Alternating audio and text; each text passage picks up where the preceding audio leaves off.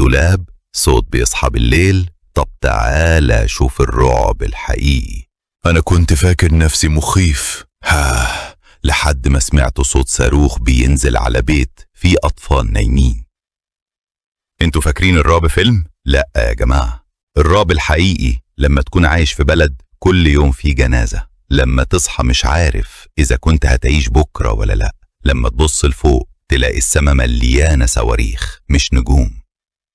قصة النهاردة مش حكاية مرعبة وبس، دي تذكرة إن في ناس فعلا بتعيش في رعب حقيقي. ادعم، افهم، وخلي صوتك يوصل.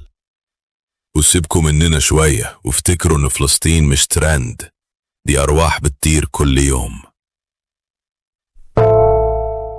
في شارع ضيق من شوارع غزة كان في صوت خارجة من قلب بنت اسمها مريم.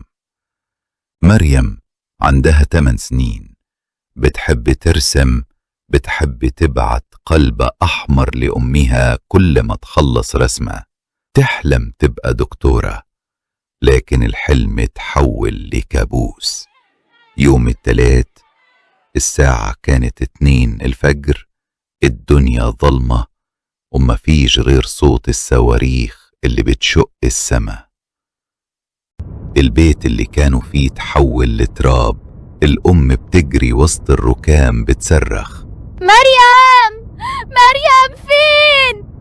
كانت نايمة في حضني، أنا كنت حضناها يا رب، خدوني أنا وسيبوها. في اللحظة دي مش بس مريم راحت في نفس الليلة. أنا بخير، بس أنت اللي مش كويس. استنى أجيب لك إسعاف. لا يا سامر، مفيش إسعاف هنا، ده القصف وصل لكل حتة. اسمعني كويس، اسمعني قبل ما امشي. لو خرجت من هنا روح لأمي، قولها ياسين مات راجل زي ما كانت دايما تقولي، ووصي اخواتي يخافوا على بعض، وقول لابويا يسامحني عشان ما قدرتش ارجع له الساعة اللي اتفقنا عليها.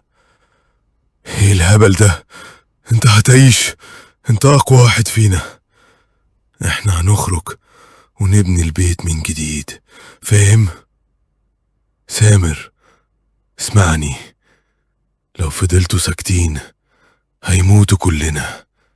اوعوا تصدقوا اللي بيقول لكم ده مش وقت الكلام، لا يا صاحبي، ده اكتر وقت لازم نتكلم فيه. اللي ساكت دلوقتي بكرة هيدفع التمن غالي.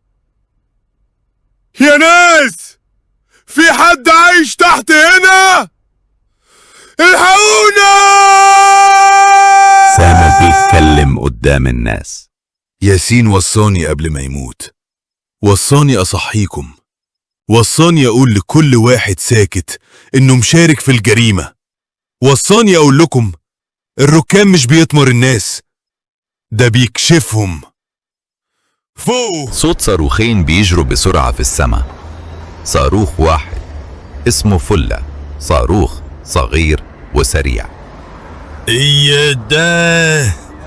أنا طاير، أخيرا همشي في مشوار اللي استنيته من وانا برمو. صاروخ 2 اسمه طمطم، صاروخ تخين وثقيل شوية. بالراحة يا فلة، أنا مش بلحق أتنفس، ده أنا طالع آخر نفسي. هو فين الهدف بقى؟ استنى بس لما نوصل فوق تل أبيب هنقولهم مفاجأة يا جماعة. طمطم بيضحك. طب والله أنا مش عارف أفرق بين هدفي وبين بيت رئيس وزراهم، كله ضلمة وخوف هناك. صوت صفارات الإنذار في الخلفية. حاسس إني نيم زي العريس اللي داخل على فرحه. شايف الأرض تحت، شايف الضلمة. الضلمة دي هتولع نور، نور حرية مش كهرباء. أنا مش صاروخ بس، أنا صرخة من طفل مات، ومن أم عيطت، ومن بلكونة متهدمة ولسه بتقول هنعيش. وإحنا جايين نقولهم لسه الحكاية ما خلصتش، ولسه الحرية جاية. المشهد الثالث قبل لحظة الاصطدام، الكاميرا بتقرب على وش الصواريخ. قول كلمتك يا طنطم قبل ما نخش على المجد الأبدي.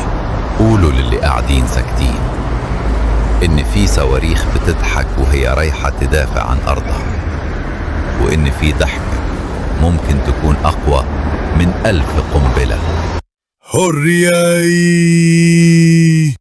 ثم انفجار ضخم بالدم والأمل. ضحكتنا هتوصل صوتنا، والصمت مش هيحميهم. يمكن القصة خلصت، بس الحقيقة دي قصة مش بتخلص أبدا. لا، أنا أول مرة أحس إني ضعيف. أنا اللي كنت بطلع من الحيطان أخوف الناس، دلوقتي الناس هي اللي مخوفة، بس مش مني، من اللي بيحصل حواليهم.